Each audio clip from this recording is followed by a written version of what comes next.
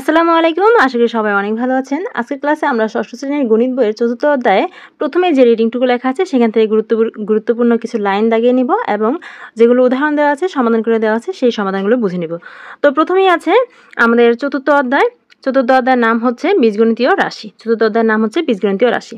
তারপর দেখো নিচে লেখা আছে যে পাটিগণিতে আমরা কি সংখ্যার বৈশিষ্ট্য জেনেছি, পরে গাণিতিক সমস্যা সমাধান করেছি, জ্যামিতিক বস্তুর আকৃতি সম্পর্কে জেনেছি। হ্যাঁ, এগুলো আমরা পাটিগণিতে জেনেছি। আর এখন আমরা কি জানবো? এখন আমরা হচ্ছে গণিতের একটা অন্যতম গুরুত্বপূর্ণ শাখা বীজগণিত সম্পর্কে জানবো।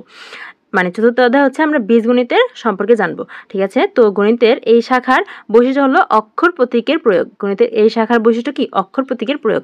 এই লাইনটা একটু গুরুত্বপূর্ণ, এই লাইনটা তোমরা একটু মার্ক করে নিও যে গণিতের এই শাখার বৈশিষ্ট্য মানে বীজগণিতীয় শাখার বৈশিষ্ট্য হচ্ছে অক্ষর প্রতীকের প্রয়োগ।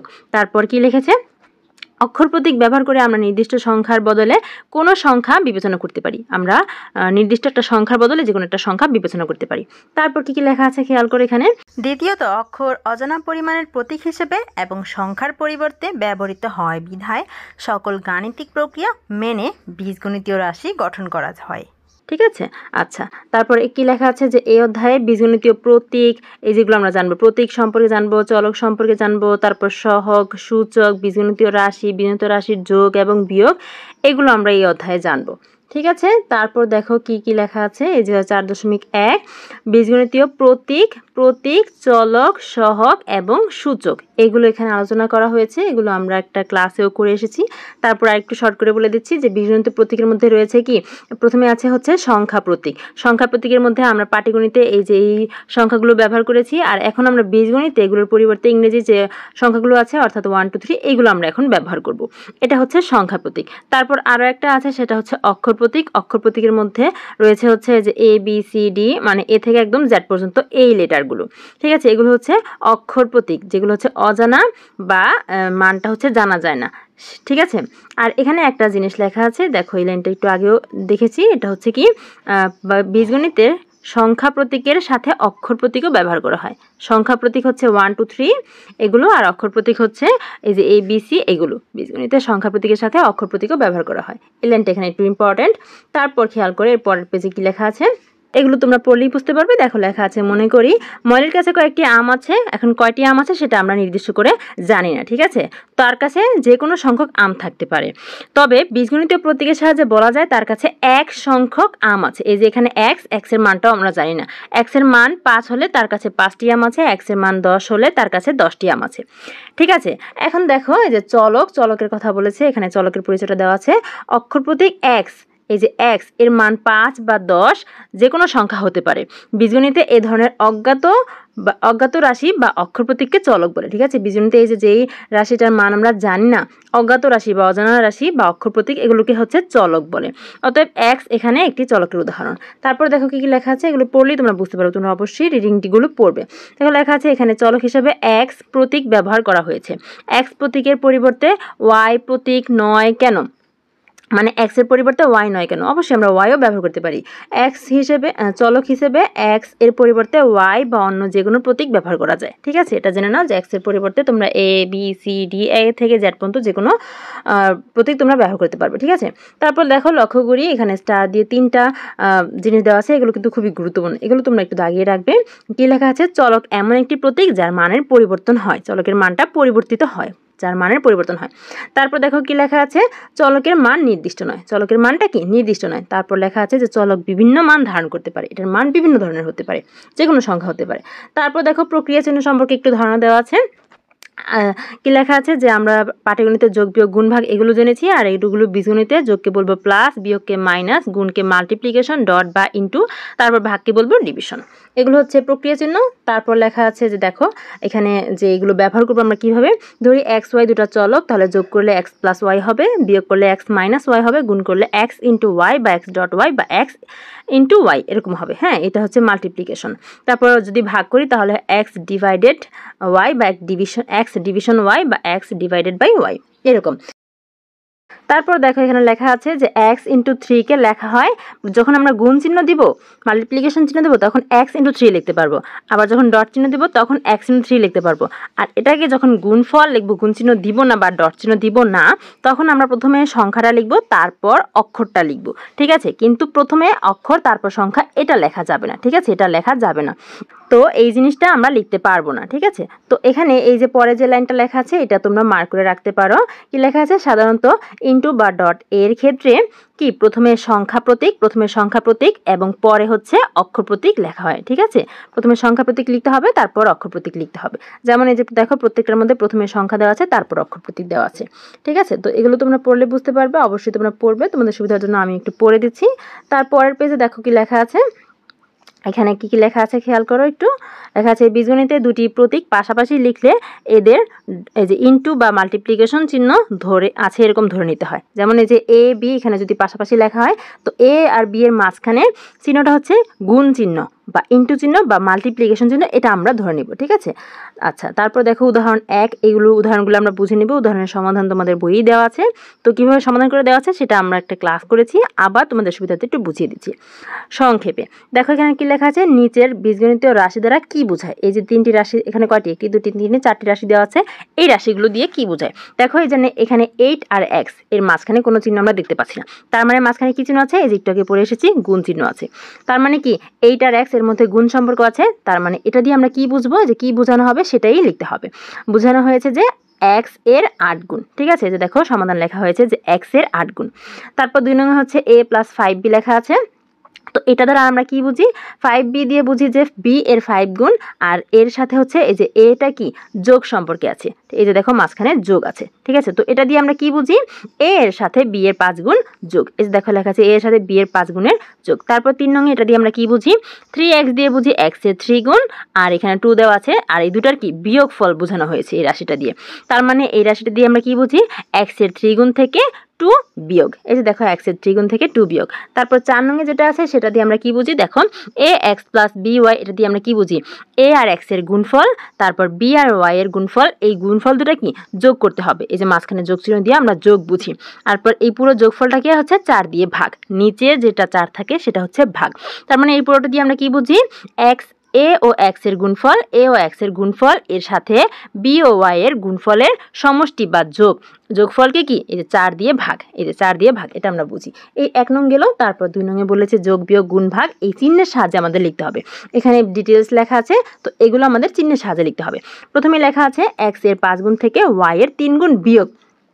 x এর 5 গুণ হচ্ছে 5x, তারপর y এর 3 গুণ হচ্ছে 3y, বিয়োগ মানে হচ্ছে মাঝখানে বিয়োগ। তো দেখো 5x - 3y, এই যে দেখো লেখা আছে 5x - 3y। তারপর 2 নং এ লেখা আছে a ও b এর গুণফল এর সাথে c এর দ্বিগুণ যোগ। a ও b এর গুণফল হচ্ছে ab, তারপর এর সাথে c এর দ্বিগুণ, c এর দ্বিগুণ হচ্ছে 2c, দ্বিগুণ মানে হচ্ছে 2 গুণ, যোগ যোগ হচ্ছে এই যে যোগ, মানে ab + 2c। দেখো 2 নং এর आंसर হচ্ছে ab + 2c গেল 2 নং। তারপর 3 নং এ লেখা আছে x ও y এর যোগফলকে, x ও y এর যোগফল মানে হচ্ছে x + y, এর যোগফলকে কি করতে হবে? x থেকে y এর বিয়োগফল দ্বারা ভাগ। তাহলে x আর y এর যোগফলকে ভাগ করতে হবে x আর y এর বিয়োগফল দিয়ে, এরকম তাই না? তাহলে দেখো এই যে 3 নং এর উত্তরটা x + y ডিভাইডেড বাই হচ্ছে x - y। ঠিক আছে, তারপর 4 নংটা খেয়াল করো, লেখা আছে কি একটি সংখ্যার 5 গুণ থেকে অপর একটি সংখ্যার 4 গুণ বিয়োগ। আচ্ছা একটি সংখ্যা তো আমরা জানি না, এটাকে যে কোনো একটা সংখ্যা ধরে নেবে। মনে করবে একটি সংখ্যা হচ্ছে x, তাহলে x এর 5 গুণ হচ্ছে 5x, তারপর অপর একটি সংখ্যার 4 গুণ, অপর একটি সংখ্যা জানি না, ধরে নিলাম অপর একটি সংখ্যা হচ্ছে y, অপর একটি সংখ্যার 4 গুণ হচ্ছে 4y, তাহলে কি বিয়োগ করতে হবে। তার মানে আমরা কি রেজাল্ট পাবো? একটি সংখ্যার 5 গুণ হচ্ছে 5x বিয়োগ আরেকটি সংখ্যার 4 গুণ হচ্ছে 4y, গেল 5x - 4y। দেখো 4 নং এর आंसर হচ্ছে 5x - y। এই পরের পৃষ্ঠাতে তারপর খেয়াল করো, এখানে কাজ দেওয়া আছে, কাজে যে জিনিসগুলো দেওয়া আছে 1 আর 2 নং এ, এগুলো একটু আগে যে উদাহরণ করে আসলাম 1 আর 2 নং, সেগুলোর মতোই লেখা আছে কি নিজের বীজগণিতীয় রাশি দ্বারা কি বোঝায়। এই যে এখানে রাশি দেওয়া আছে আবার 4টি, এগুলো দ্বারা কি বোঝায়। তো আমি একটু তোমাদের সুবিধার জন্য একটু বলে দিচ্ছি, তোমরা এগুলো নিজেরাই পারবে। তো 7x দিয়ে বুঝি x এর 7 গুণ, তারপর 5 - 4y দিয়ে বুঝি 5 থেকে x এর 4 গুণ বিয়োগ, তারপর এই যেটা দিয়ে বুঝি x এর 8 গুণ এর সাথে 9 যোগ, ঠিক আছে। 8x + 9 দিয়ে কি বুঝি x এর 8 গুণের সাথে 9 হচ্ছে যোগ। তারপর 4 নং যেটা আছে এটা দিয়ে কি বুঝি, এই যে প্রথমে 2 কে x দিয়ে ভাগ, তারপর 3 কে y দিয়ে ভাগ, তারপর প্রাপ্ত ভাগফলের হচ্ছে সমষ্টি বা যোগফল, ঠিক আছে। তো এই 4 নং এর এই রাশিটা দিয়ে আমরা কি বুঝি, 2 কে x দ্বারা ভাগ এবং 2 কে x দ্বারা ভাগ করে প্রাপ্ত ভাগফলের সাথে 3 কে y দ্বারা ভাগ করে প্রাপ্ত ভাগফলের সমষ্টি, এভাবে লিখতে পারো। অথবা 2 কে x দ্বারা ভাগ এবং 3 কে y দ্বারা ভাগ করে প্রাপ্ত ভাগফলের সমষ্টি। এইগুলো 4 নং। তারপর 2 নং এ খেয়াল করো, লেখা আছে কি যোগ বিয়োগ গুণ ভাগ এই চিহ্নের সাহায্যে আমাদের লিখতে হবে। তো 1 নং এ আছে x এর দ্বিগুণ মানে হচ্ছে কি, x এর দ্বিগুণ মানে হচ্ছে 2x। তারপর বলেছে y এর 5 গুণ, y এর 5 গুণ মানে হচ্ছে 5y, গুণ করে কি করতে হবে, বিয়োগ করতে হবে। এই যে এটা হচ্ছে 1 নং এর অ্যান্সার। তারপর 2 নং এ কি লেখা আছে খেয়াল করো, লেখা আছে x এর সাথে y এর 8 গুণ যোগ।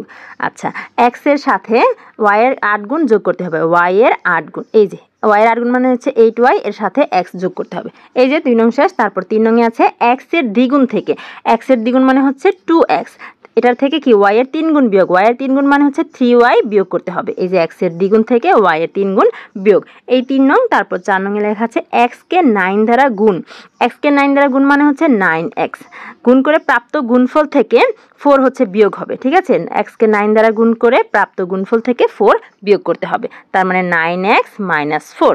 তারপরে 5 নং এ লেখা আছে একটি সংখ্যার দ্বিগুণ এর সাথে, একটি সংখ্যা কত আমরা সেটা জানি না, আমরা ধরে নেব প্রথমেই যে একটি সংখ্যা হচ্ছে x, তো এই সংখ্যাটার দ্বিগুণ হবে হচ্ছে 2x, ঠিক আছে। তারপর অপরটি সংখ্যা সেটাও জানি না, ধরে নেব যে অপর সংখ্যাটি হচ্ছে y, অপর সংখ্যার 3 গুণ হচ্ছে 3y, তাহলে এই দুটো যোগ করতে হবে, অর্থাৎ 2x + 3y, এটা হবে অ্যান্সার, ঠিক আছে। তো একটি সংখ্যার দ্বিগুণ মানে হচ্ছে 2x, এটার সাথে অপরটি সংখ্যা হচ্ছে 3y, এর 3 গুণ যোগ করতে হবে, এই যে 3x + 2x + 3y।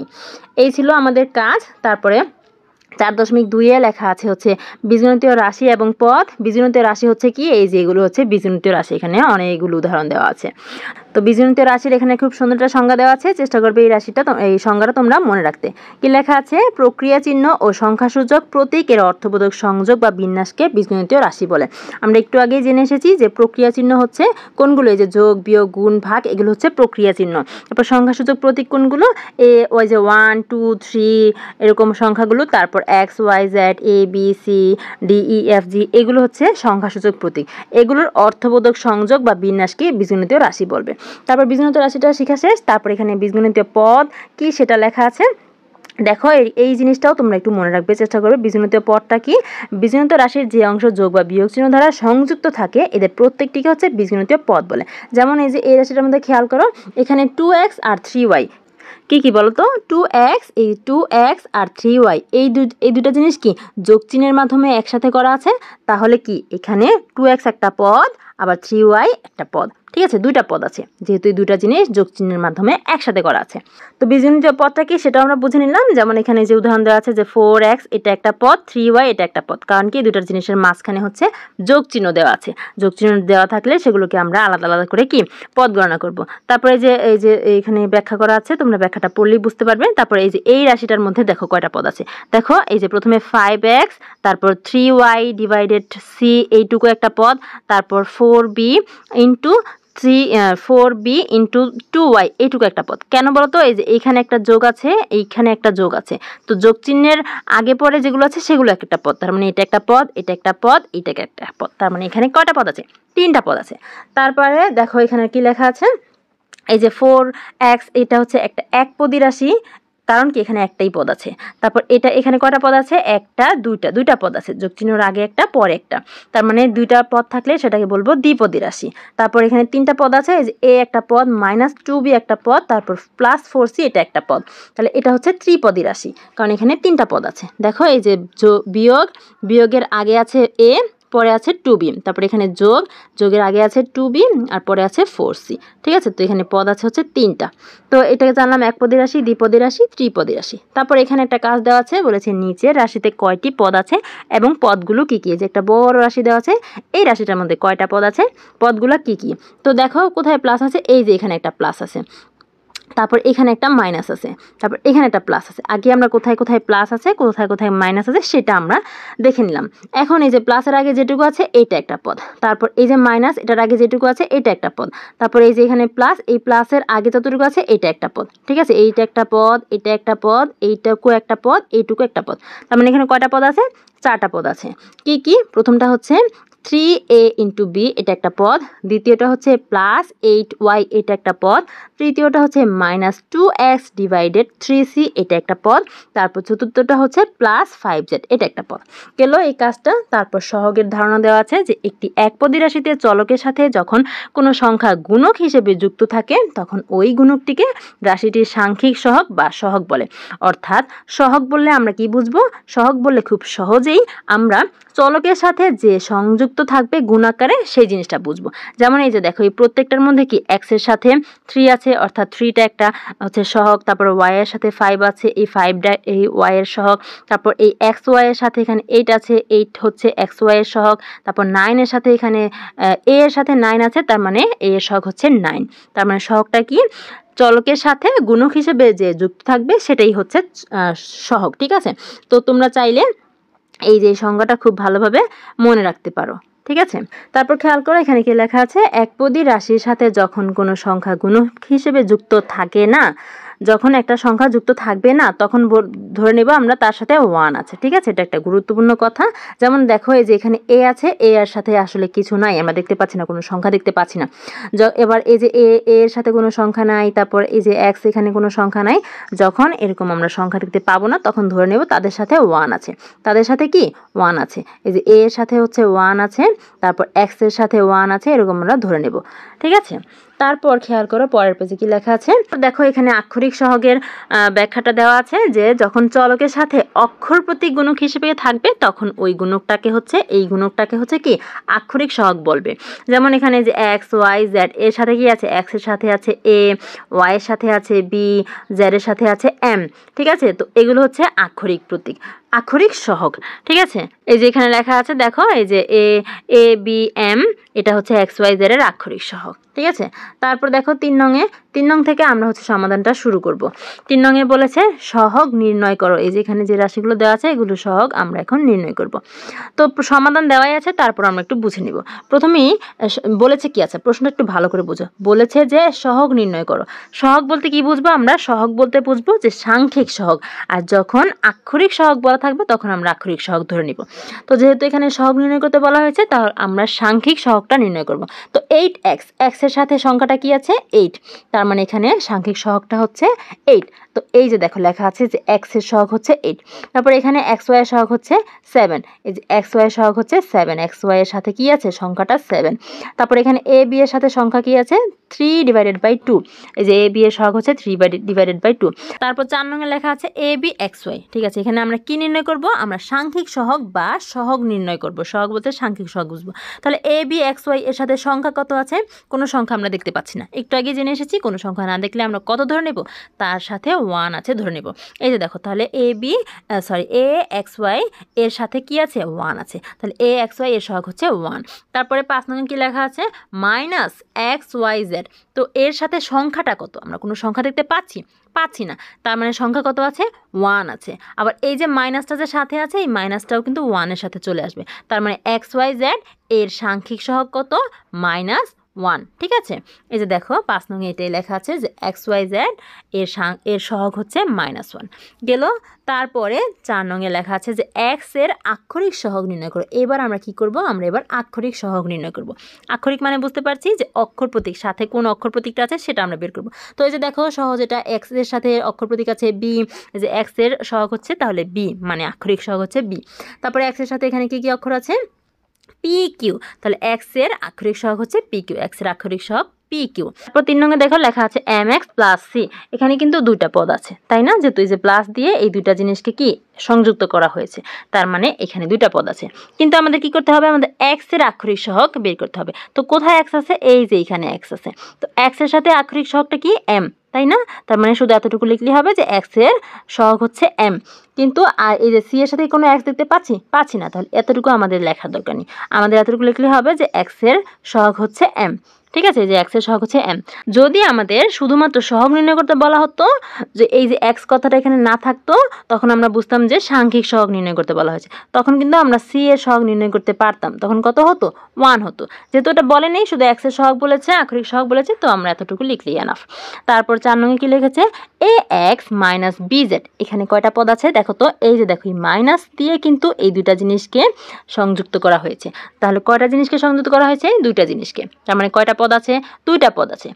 আমাদের কি বের করতে হবে? আমাদের এক্স এর আক্ষরিক সহগ নির্ণয় করতে হবে। তো এক্স কোথায় আছে? এই যে এখানে এক্স আছে। এখানে কি এক্স আছে? নাই। তাহলে এই অংশটুকু বাদ, আমাদের শুধু এতটুকু নিয়ে কাজ করতে হবে। তো এক্স এর সাথে আক্ষরিক সহগ কি আছে? এ আছে। তাহলে এতটুকু লিখলেই হবে যে এক্স এর সহগ হচ্ছে এ। কি? এক্স এর সহগ হচ্ছে এ। এই যে এক্স এর সহগ এ। এতটুকুর কথা বলেনি, কারণ এখানে কোনো এক্স নেই। যেহেতু এতটুকুর কথা বলেনি, তো এতটুকু নিয়ে আমাদের কাজ করতে হবে না। গেল উদাহরণ 4। তারপর খেয়াল করো উদাহরণ 5। কি লেখা আছে? একটি কলমের দাম হচ্ছে x টাকা। একটি কলমের দাম x টাকা।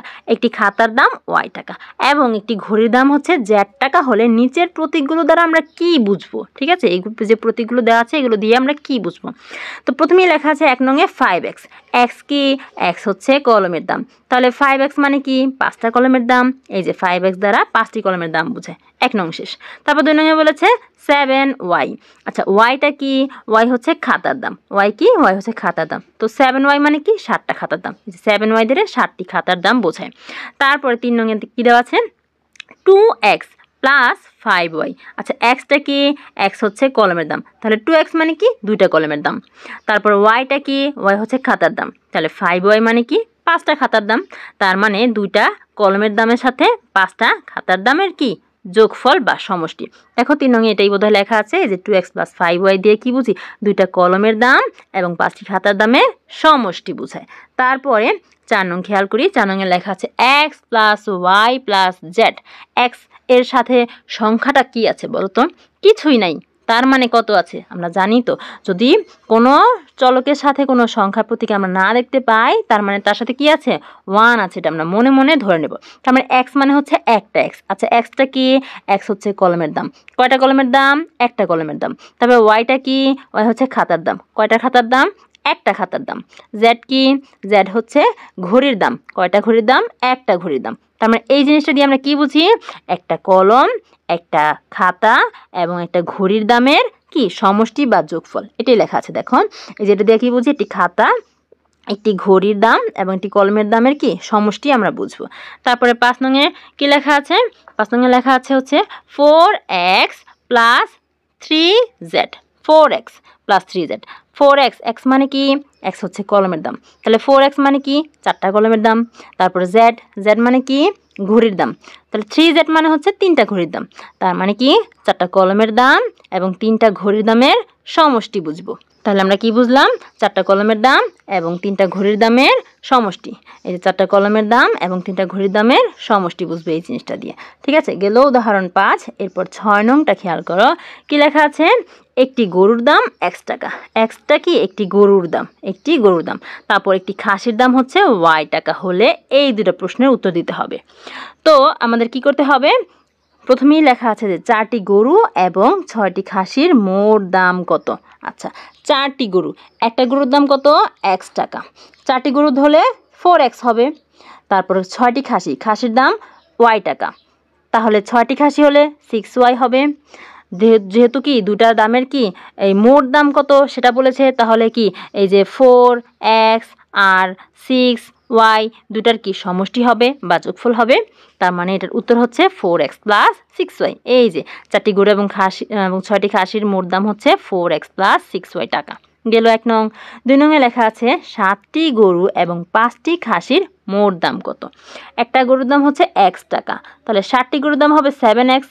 একটা খাসির দাম y টাকা। তাহলে 7টি খাসির দাম, 5টি খাসির দাম হবে 5y টাকা। দুটার যোগফল হলে যোগ করতে হবে।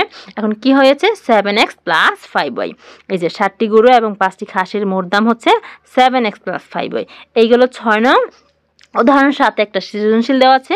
এই সৃজনশীলটা পরের ক্লাসে আমি একদম খাতায় কলমে বুঝিয়ে দিব কিভাবে সমাধান করে দেওয়া আছে। আজকে এই পর্যন্তই। শিক্ষার্থীরা আশা করি বুঝতে পেরেছো। এতক্ষণ সাথে থাকার জন্য সবাইকে ধন্যবাদ। আজকে বিদায় নিতে হচ্ছে। নতুন গণিত বইয়ের সকল অঙ্কের সমাধান পেতে আমাদের সাথেই থেকো। আল্লাহ হাফেজ।